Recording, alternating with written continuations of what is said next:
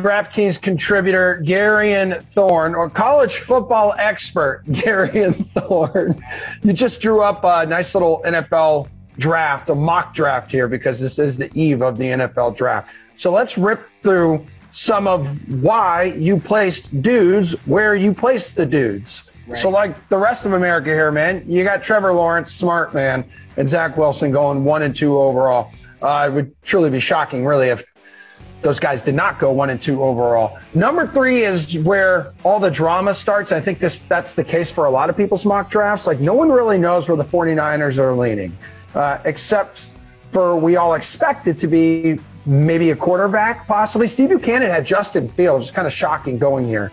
Yeah. But you went Bam as Mac Jones. Why is that? Yeah, I think if you went solely on talent, I would agree with Steve. I mean, I think a lot of people who have just watched Justin Fields accept the fact that he is someone who probably deserves to go in the top 3 picks, maybe even the top 2 picks.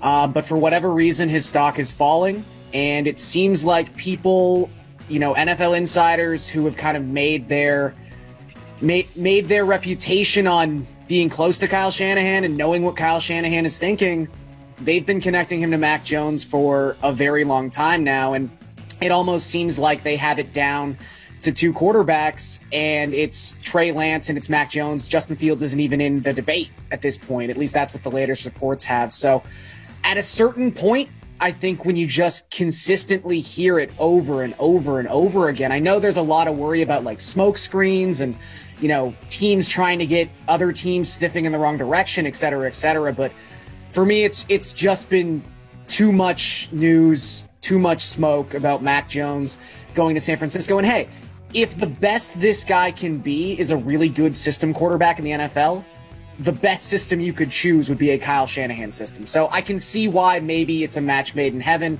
even if I do think there are more talented quarterbacks on the board.